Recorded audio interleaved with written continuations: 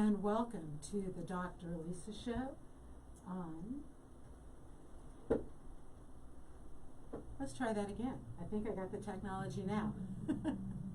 Hello, and welcome to the Dr. Elisa Show on KUHS Denver, the stream. How you doing today? Just checking on my technology, looking around. Hope you're doing well. It's a hot day in Colorado.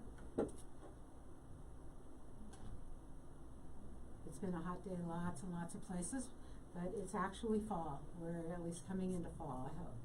And I've changed up the show a little bit for you and hope you enjoy it. So no guests today. It's just us. Just us, just talking. And just doing a little astrology, doing a little, what is life about. And if you're following me on Facebook, on my Dr. Elisa Show site, you'll know that we're talking about Chiron. And I'll get to that in a minute. So if you're a returning listener, thank you. And if you're new, thank you for showing up. I got to say that while I love having guests on the show, it is so very fun to just be with you and just talk with you. So hopefully you're enjoying it too. If you're new, let me just tell you who I am. My name's Elisa Robin. The doctor is real. It's a PhD in educational psychology. I've got a couple master's degrees, one in geology, one in Jewish studies, Jewish spiritual studies. And I have spent time with Kabbalists and shamans and just lots of different kinds of personal experiences. And I have to add to that I came out as a psychic on this show live a few years ago and said, I was an academic dean. I've got this very sort of straight-laced-ish resume, and yet at the same time I have this background that is pretty woo-woo, and I do both on this show. So just a bit of a lovely kind of blending that I hope you enjoy. So what is the show about for the next few weeks? Well, I thought it'd be fun to do some astrology and talk about where are we, because there's something about September, right? That so many of us went back to school, and it feels like a time for a new beginning. And so with that new beginning, it's kind of fun, I think, to re-examine where we are in life. If you want, you can find me live right now on Facebook, the Dr. Elisa Show. You can also go to KUHS Denver and find me live on Facebook there. You can also go to KUHSdenver.com and find me live there. And you can also watch live on Twitter. So, and if you're on Facebook, you know what? You can comment. And I'd love to hear from you today. Just love any you can disagree with me even. Love it. Love any comments, any interaction we can have. So feel free. Feel free to join in. A little more about me, just so you know. Author, and I've got a few books, and we're going to be playing off of some of them. The other thing you need to know is Dark Fire is available. It's my most recent novel on Amazon. And if you go to my website and sign up for my every other week informational emails and let me know you've done it, I will send you a link for a free Kindle copy. I have 3 available this week. If you would like to do that, be one of the 3 people who has a free Kindle copy. If you don't have a Kindle, you can read it using the Kindle app on your phone, right? I also might read some of the good parts, no telling. If you like that book, my first novel is also on Amazon, Way of the Well. Similar kind of theme. They're both spiritual, romantic, adventures. The Dark Fire has a kind of a vampire. This one has a bunch of magic in it, women as the central theme, and healing our wounds, healing our lineage wounds in both books are kind of like the I don't know if it's the theme, but it's definitely an element, which is something we're going to talk about today, a little bit of wound healing or wound acknowledgement. And just so you know, also a leadership book that I wrote with one of my BFFs, who was also my supervisor at one point in time. Pirate Wisdom, How to Be a Leader, kind of a la Jimmy Buffett and Captain Jack Sparrow. So that's me. You can find me in lots of places. You can find me at elisarobin.com. You can email me at elisarobin@msn.com. You can find me on Facebook, Elisa Robin. Robin is spelled with a Y. You can find me on Twitter. You can find me on Instagram. You can find me on TikTok. You can find me on LinkedIn.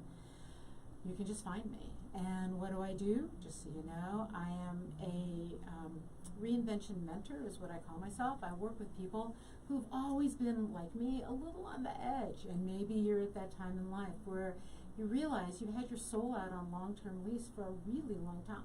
And be really nice now to figure out, where are you going next? I use astrology to get us started. I act as a mentor. I'm not teaching you my process. Here's where I'm different than most of the coaches out there. I'm not teaching you my process. I'm helping you discover yours. I'm not teaching you my path. I'm helping you find and embrace yours. And that's a little bit different. And yeah, I use astrology. So, you know, I've had a lot of people say to me, oh, you're going to chase away people with astrology. Okay, if it scares you, I got it.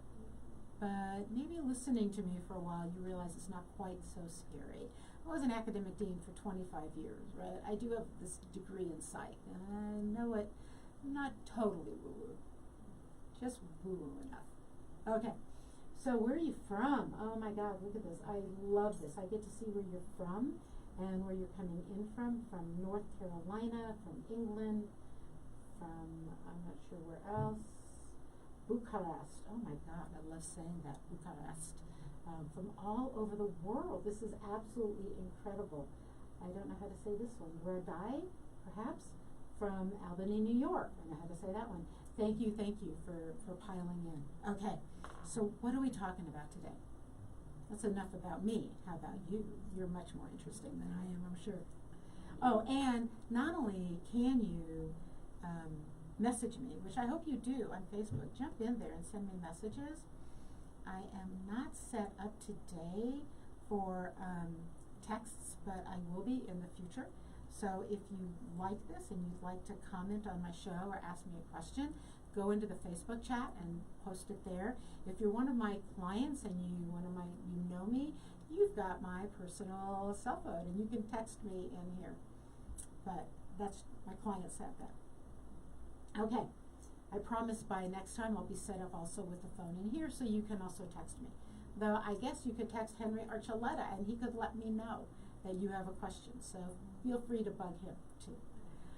So today, here's what I want to talk about. As I said, my books have this theme of healing our lineage wounds, which is kind of an interesting concept. And I realized that sometimes we get too connected to our wound, and we spend our life thinking life is about healing. And a lot of the new age coaches, and books, and it's all about healing. And I got to tell you, I want to do living instead of just healing, because healing makes it sound like I'm always flawed. And everything that goes wrong might be my fault. And if I'm ill, it's because I didn't do something right, and that's really not true. So let's start there. Sometimes we do have a lineage wound, a pattern passed through our family that we want to change. That's one thing. But it isn't our fault. That's number two. Number three, if you have some kind of physical issue, right? I have friends with MS. I have friends who have been dealing with cancer. I have friends who've been dealing with diabetes. Those diseases aren't their faults. We get sick because we're human.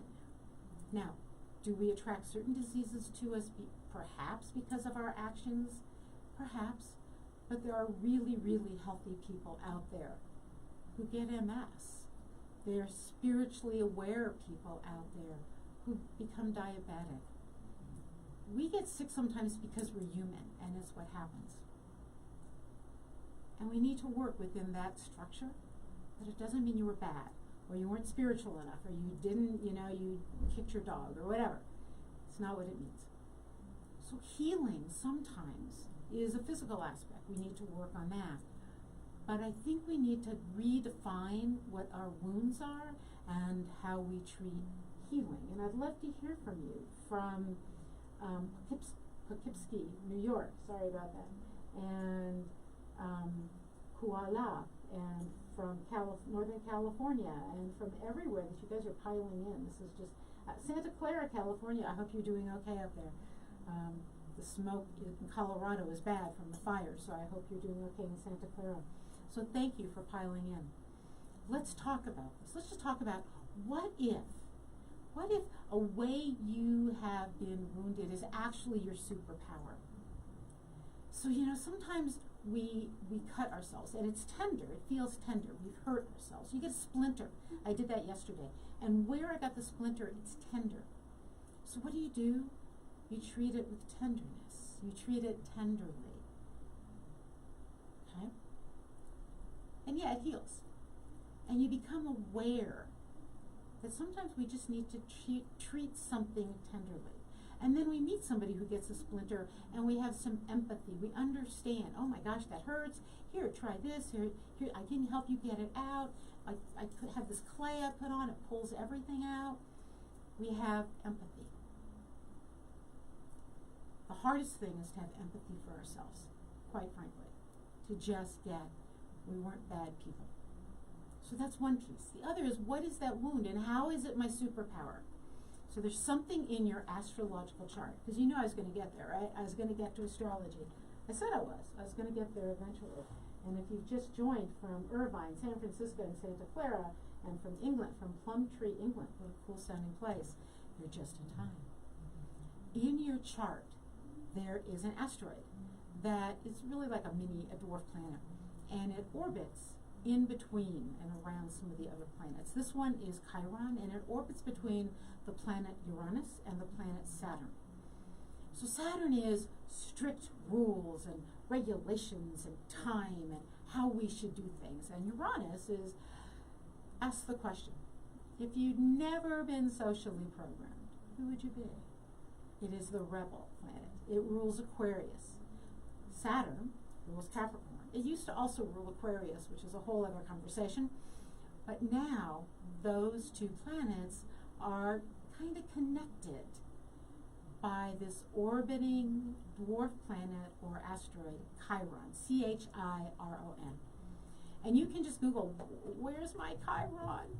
And there's a table, and it will find a table, and by year and month, you can figure out what sign Chiron is in your chart. Okay, why do we want to know this? Why? By the way, this was discovered in 1977. So think back to the 70s and what was going on, and why would a planet connecting the rebels, right, the sort of rebellious, youthful, we can change the world with the structure of the world in the late 70s, makes sense. History, I'm not going to do the history lesson for you, but just contemplate that. So where do we hold ourselves back as Saturn, and where can we be rebellious? Where are we free? Uranus. And how do those two work? Oh, Chiron. Chiron is connecting those. So it is a wound. So Chiron in mythology was a centaur who was actually a healer and then got wounded and focused so much on his wound he couldn't heal anymore. And there's a long, elaborate story about that. But it was, so Chiron in our chart is a wound that is not meant to heal, but not one we're supposed to judge as our weakness. We're not supposed to sit around and bemoan our wound. It is in some ways also our superpower, something that gives us a kind of empathy about the world and about what's happening in the world around us. Hello Spain, hello Budapest, hello Sioux Falls. That's so cool, Budapest. I love saying places like that. Okay, So we tend to overcompensate when we have a wound. Think about that. You hurt your knee, and what do? You limp. And you probably limp a little more than you need to. We all do this because we don't want it to hurt. So we overcompensate. And we forget that by overcompensating, we're actually perhaps wounding it more, and instead using the message of it. I had a neurokinesiologist once say to me, if you focus on the place the pain is, you're missing the problem. So it's just a way, it's something that wakes us up. You know, like your knee hurts, you get a new pair of shoes, you're like, oh, my knee doesn't hurt. Who knew it was my feet, right? The pain is not necessarily the problem. It's a message. And it's a message about your superpower. It informs us, gives us wisdom, right? Okay. So, what does that mean? Just out of curiosity, where are we with this? I thought it'd be fun to go through what these superpowers are. So, easily what you can do is go to the internet and try to figure out where your Chiron is. It's in a sign for a very long time. It takes almost 50 years to go around the sun. So if you figure that out, right, it's in a sign for quite a while, but different lengths of time for each sign. So just look at the table and figure out what sign it is in. Now, how do we read Chiron? When I look at a chart, because I'm hi, me, astrologer, mentor, all that stuff. Also speaker, just in case you need somebody entertaining at one of your events, talking about life on the loose. Chiron helps us with that. It helps us discover where is our strength. It's a wound that is actually our strength. I know it's a little twisty, right? But it's true. So if you go to a chart, you'll find out where it is. And then I thought it'd be fun to kind of go through those, just kind of quickly, and see if you are willing to jump in the Facebook site and chat with me from all these places, from Vancouver, from Mumbai, oh my gosh, and chat with me on Facebook. And where is your Chiron? And actually, I'm here. Do you have another astrology question? Let me know. So, let me also do this. When an astrologer looks at a chart, you got to get this, right? There are 10 planets, plus your ascendant, plus your north and south nodes, and each of those can be in a different sign. Oh, and it's a big wheel in Western astrology. In Eastern astrology, it's a square. But in Western astrology, there's 12 houses. It looks like little pie-shaped cuts out of this big circle. And so an astrologer says, here's a planet in a sign in a house, and here's what it's related to in terms of what other planets is it next to, or opposite, or at a right angle to. So when people ask me about astrology, and they say, well, okay, so I'm an Aquarius, what are you going to do with that? Not much. But let me look at your chart. And I can do more than you can do with a Myers-Briggs or an Enneagram. Oh, both of which are based on astrology. And perhaps even more than you can with the strengths inventory. Anything that is based on archetypes, yeah, it came from astrology. Just saying. Okay, so where are we? For those of you, I'm going to go through some of these, and I'm going to talk about signs. So I'm talking about Chiron, but if you're in air, if you have your sun or moon in one of these signs, you all know your sun sign. It'd be kind of interesting just to listen.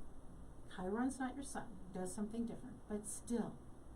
So let's say you have an Aries, Chiron in Aries, okay? And again, you can just go and look it up, and in fact, I could probably do it while I'm sitting here and tell you what year you were born. While I'm sitting here, wouldn't that be fun? So if you do, if you have Chiron in Aries, and you probably have a wound around a lack of self-worth. Believe it or not, it's a lack of self-worth. Okay? Actually, you know what I'm going to focus on? I'm going to move this a little bit. I'm going to say, let's look at people born from maybe the 50s on, okay? And let's do it that way. So if you were born in the early 50s, you have Chiron in Capricorn. Chiron in Capricorn, instead of going through all of them, let's do some that I'm pretty sure we're going to cover here. Chiron in Capricorn. You might, because Capricorns have a lovely form of ambition. love the form of ambition.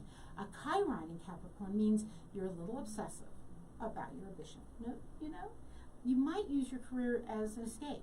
It might be something to fixate on. It might also feel like you have to gain approval and family pride in you because of some family dysfunctions. You might have a strong sense. Now again, this isn't your sun sign, it's your wound. Where you feel like you sometimes have to follow the rules, you know how the structure works. You might be very good politically because you know how the structures work. You know what the boundaries are. And you might be good at helping guide others. You might be a really good mentor, even if you don't follow those rules. But what should you pay attention to? Leadership that comes not from the rules, not from the structure, but from your heart. Kind of hard for a Capricorn. It also can be a need to build security, depending what house it's in. Okay?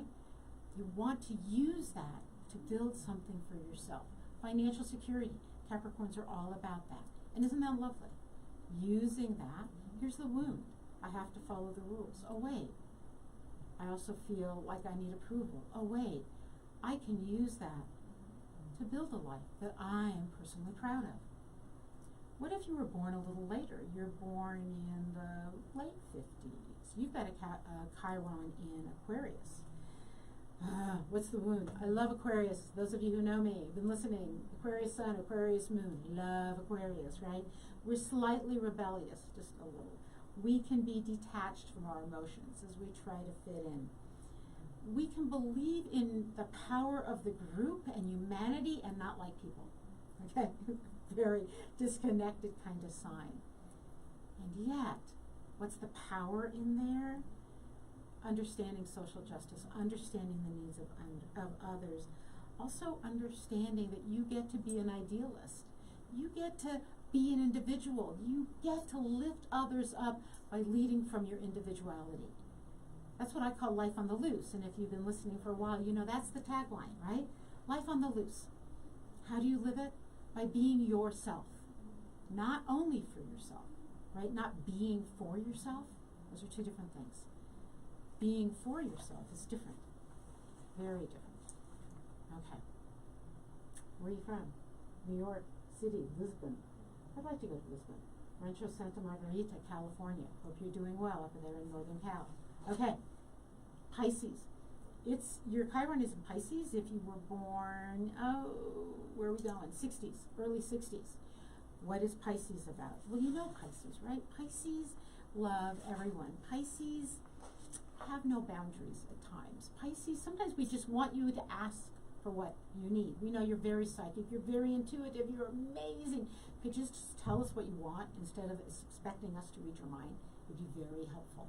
Just saying. Love Pisces. My mother was a Pisces. What are you good at? What is your superpower?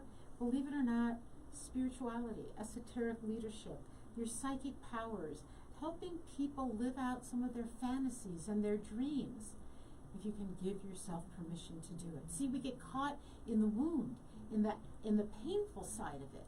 What if you were punished for being always kind of living in a fantasy and we're always told to live in reality? Well, wait, Chiron's in Pisces. Yes, you were punished for your superpower. Write children's books. Hang out with kids. Help them play out their daydreams. Why not? Why not? Are you kind of getting this? That the thing you were punished for, quite possibly, is the thing that scared people. And that's why it's your superpower. Okay, so then we move on. Then where do we go? Then we finally go back to Aries. Okay, if you were born in the 70s, there we go. In the 70s, you were in, this is interesting, you were in early 70s in Aries, and then Aries, Taurus, Aries, Taurus, Aries, Taurus, back and forth. That's pretty funny. So you'll have to look at the table and figure out where you were. Let me see, anyone commenting? Come on. Where's your Chiron? Let me know. Is this annoying you? Is this entertaining you? The point of it, in case you're missing it, right, is that what we've been punished for in our life is often our superpower. The thing we had to hide is really our strength. The thing we were afraid to set free is what we came here to do. The color of who we are, whatever that how we imagine ourselves. I imagine the world as a huge tapestry, and if you were born to be a thread that went from red to purple to yellow to orange to purple, and you just go brown or whatever, or stay yellow, the tapestry isn't complete. The tapestry works when you live all of that. And that's what you're here to do. Not just for you, but for others. Okay? This isn't the only do you because it's just you and it's all about you. It's about you in the world. So do you agree with me from Oran and from Aurora and from Prague and from Hendon and from Nebraska and from all these places? Do you agree with me? Is this resonating? Let me know. Jump into the Facebook chat and let me know. If you're one of my clients, text me and let me know. If you know the secret number. I'll give you a different number next time I'm on. Okay, Aries. So those of you in Aries, were you told to like control your anger, that you had too much sense of self-worth? You were aloof. You were maybe a little too competitive. Well, maybe you were a little too competitive. But how did that teach you to empower others, to help others embrace their strengths? Again, flip it. It becomes that superpower for you. How were you the champion for the underdog? How are you the one who can remind others that they're special? That's where it shifts. We've been wounded, we have empathy, we treat ourselves with, we have a sense of tenderness around that wound, and now we can use that in the world. First we use it for ourselves. We treat ourselves tenderly. Just a little self-kindness.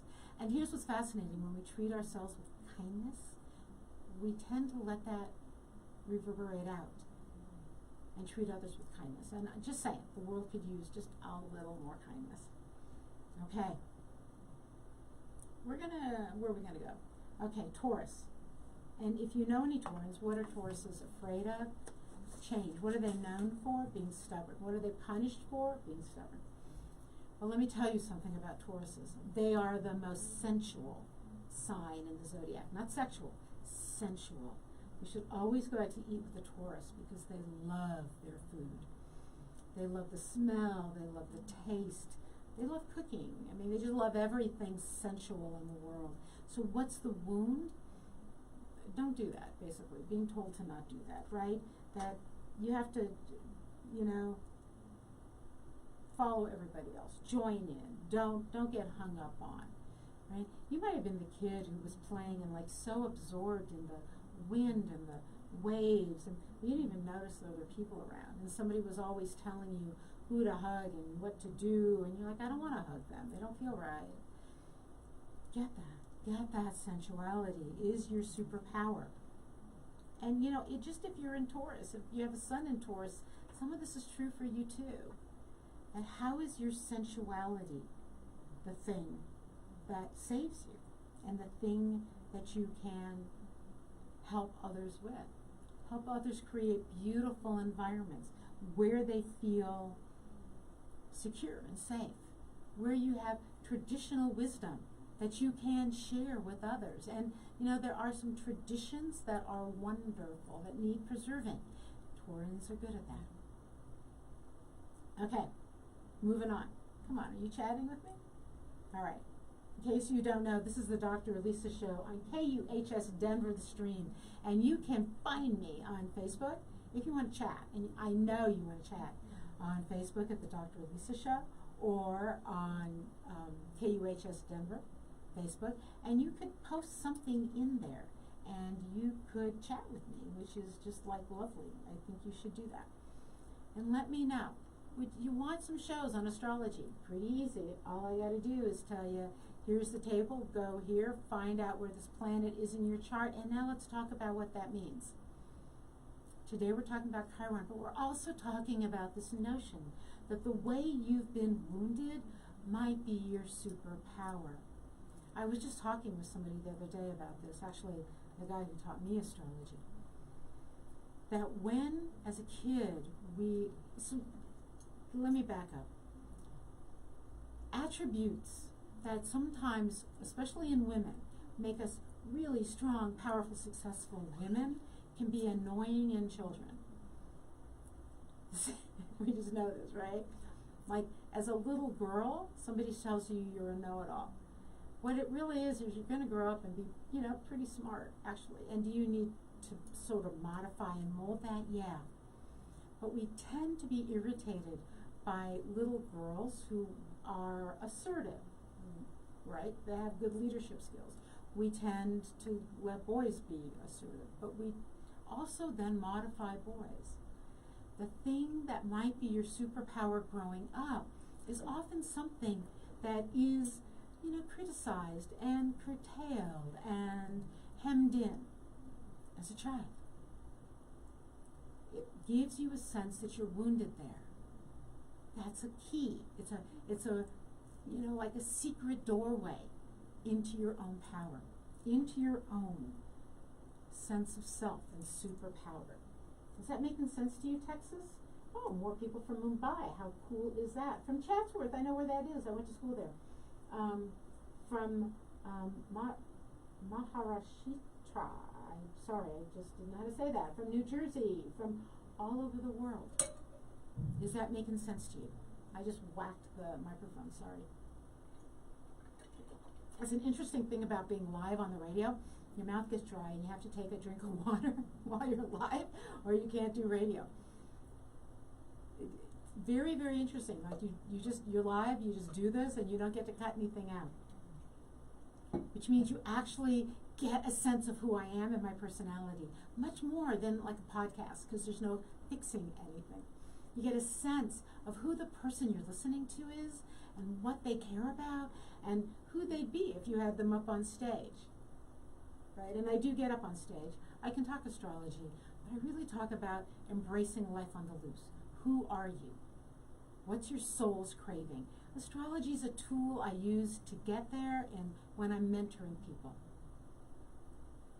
But what I talk to people about is how to step into yourself. And the truth is most of us do not do that till after our 50s. That's just the truth.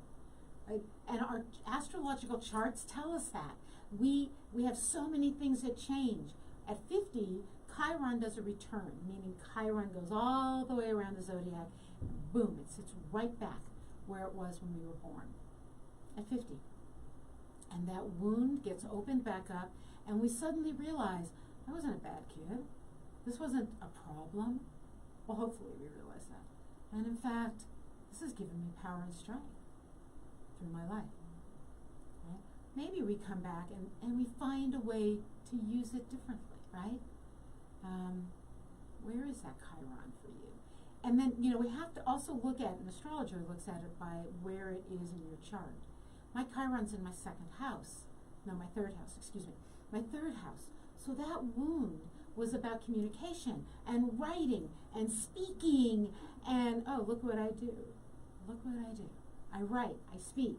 And, look, you're still coming in from Minnesota and from Greece and from Maryland, listening to the sound of my voice. And I'm live, and I know I can do this. So that wound became one of my superpowers. Yours can too. Where were we? Who were we talking about? I think we just did Taurus.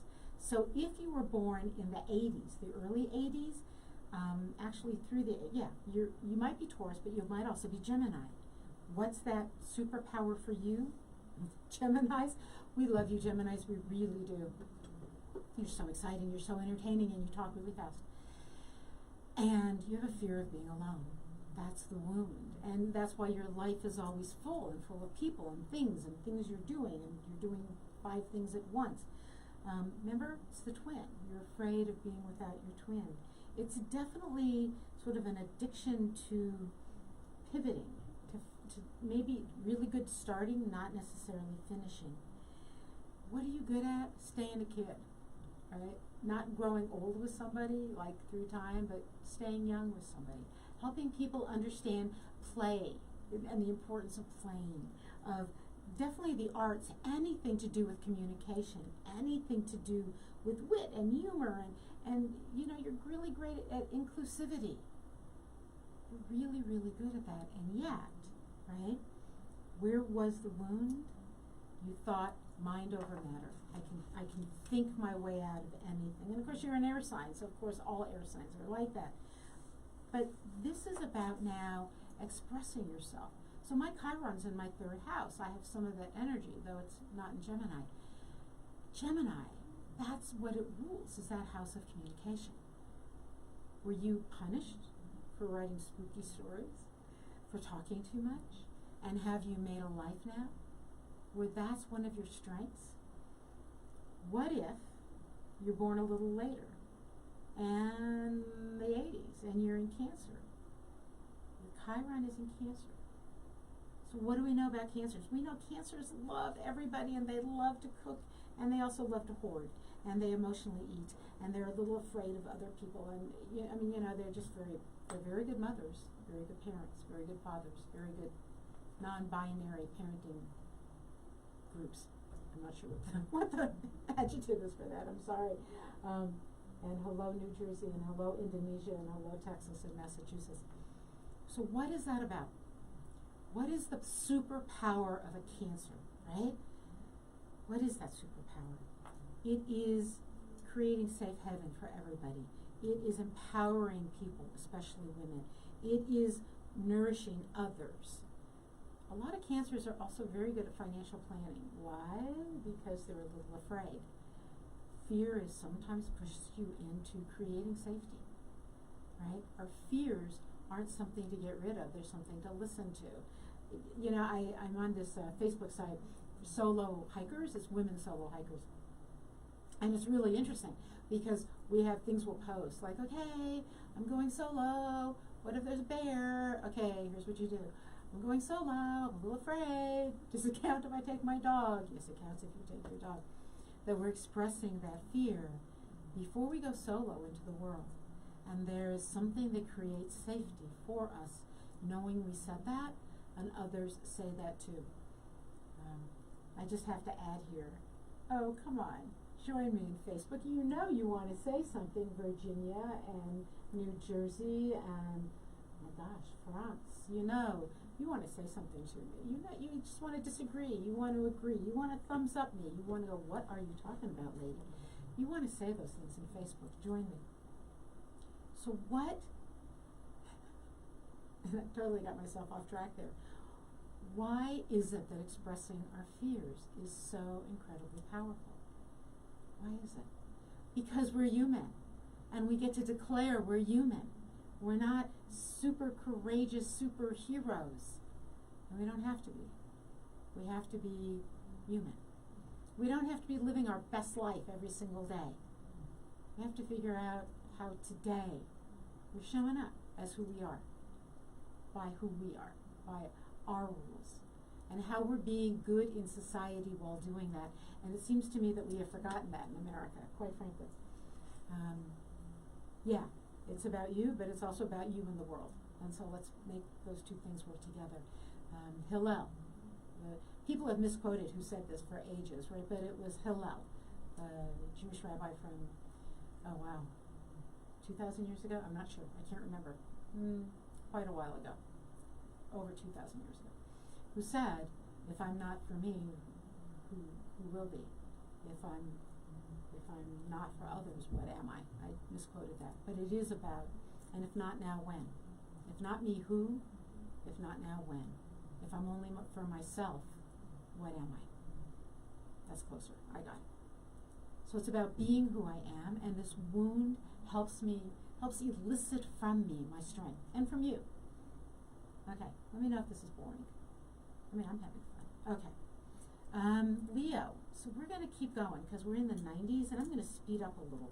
If you were born in the 90s, you could be in Leo, and Virgo, and Scorpio, and Libra. So we could go through almost all of these. This is really interesting. Leo. Yeah, let's do Leo. Where are you? If you were born in the early 90s, Leo, your need for validation, your need for intensity, your need for the crowd to worship you and applaud and to be in the sunshine, you know, like a cat, right? What's your superpower? Playfulness, a little bit of healthy hedonism, the ability to be uplifting, to have a positive message, to come into an issue. One of my best friends is a Leo, and I can watch her walk into a room that's just troubled and in drama, and go to the core of what that is and uplift everyone. That's where your Chiron is. You have that superpower. If it's in Virgo, and if it's in Virgo, you were born mid-90s. Chiron was moving quickly. What is your healing gift? So Virgos, we know, they always see perfection, especially for everybody else, right? And they can tell them what that is. You can see how to improve other people's lives. You have to sort of modify how you say it, clearly, but you're good at that. It's your superpower. Home organizing, media organization, creating marketing strategies. You're really, really good. If it's in Libra, which would be mid-90s, see, it kept moving fast, mid-90s to late 90s. It jumps back and forth between Libra and Scorpio. Libras, you're the scale. You balance things, but when you balance things, it's hard for you to commit. That's the struggle. That's the wound. You have trouble ending a relationship. You have trouble starting a relationship. You romanticize things. What's the gift? Harmonious compromise, negotiation, diplomacy, creating beauty. Libras, you are such creators of beauty in museums, as artists, appreciating art, being art appraisers. You're so good at that. And again, this is your superpower in Chiron. But you can hear it a little bit in your sun sign, right? Scorpio, oh yeah, everyone loves everyone loves to hate Scorpios and be afraid of them. Scorpios are afraid of themselves at times, and some of us just love Scorpios. I have a Scorpio rising. Love Scorpios. What's the problem? Leaving a bad relationship, jealousy, obsession, sometimes power struggles, some anger issues possibly, but soul deep sexual healing, alchemy, turning something bad into something beautiful, helping others through life and death passages just because you get them. And in fact, they don't rumble and tumble you because you get it, you know it. Can be a counselor. That fear of loss is intense, but being drawn to situations where you can help others who've lost control of their lives get it back, powerful stuff. Powerful Scorpio energy. Where are you tuning in from? Seattle, Washington. I like that. Right. Oslo. Look at that. Illinois. Very cool. You guys are tuning in from everywhere. Do you like astrology? Let me know, because what I can do is we're coming into the end of Halloween. You know, All Hallows Eve, the Day of the Dead after that. I mean, come on. We're coming into this lovely spooky time of year that we all love. Well, some of us love. We could do astrology, crystal balls, tarot. Let me know if you like it. If you do, we can keep going. We can get a little spookier even with it. Oh, and you're hanging on. Sages. You've got Chiron and Sag. You're wondering, what is it? Well, Sag is interesting. Sag is the other freedom-seeking sign of the zodiac. Aquarius and Sag. Put those two in a relationship, they see each other occasionally and love it, right? The two major freedoms for different reasons. Aquarius is the rebel. Sag is the nomad. The road scholar, not the roads, but the bard, the storyteller, the one who simply wants to travel. They're always chasing the next high, what's the next big thing? Where can I go next? And they don't have a lot of tact. Sagittarius, we love you, but you need to work on how you talk to people, right? Just a little bit of personal tact would be very good. So what is your superpower, Sag? What is it? You know, because you're the scholar, Sag rules the ninth house. Because you're the scholar, because you're the person into education, you are the one who can reveal higher truths, sometimes with compassion. Again, with Chiron, it's a wound. And so you learn to treat it tenderly. You can foster diversity, inclusivity. You can create, you can use laughter as medicine. You tell great stories. Really, you have a Sag in the room, ask them to just tell a story of their past that was funny, and an hour later, they're still talking, and you're still laughing. You're great stand-up comedians. You have that inner insecurity about yourself that is really startling. That you have a unique vision of the world that you need to learn to trust. And sometimes you learn to trust it through what you've learned, through education. So, I gather people who are emblematic of each of the signs. They're sort of like the archetype. And my archetype of Sag is an old soulmate who was a Marine fighter pilot, and then was an international pilot for major airlines, and now is a private pilot for, high-end clients. And who said to me that in any of the situations, your job is to manage the fear, and you manage the fear by going back to your training. And he said, it's not that I'm courageous. It's that I feel alive when I'm managing this fear. That's Sag. So what is the superpower?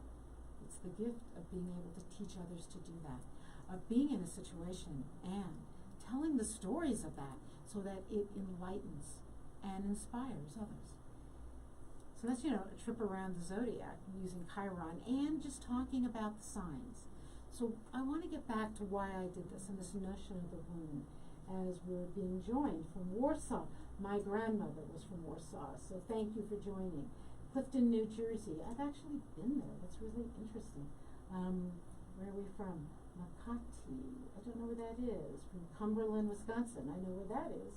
Thank you for joining. This is really exciting to have you here. And I know many of you are jumping in because in less than 15 minutes, you are going to be listening to the marvelous Henry Archuleta and the jazz, the soul jazz, cool jazz time period. His hour and a half of amazing music. But thank you for joining me while we're talking about wounds. Not healing our wounds, but seeing the power of our wound, our superpower that comes from understanding we've been wounded here. We were told this was something about us that needed to be healed out of us, fixed, right? Think about this for a minute.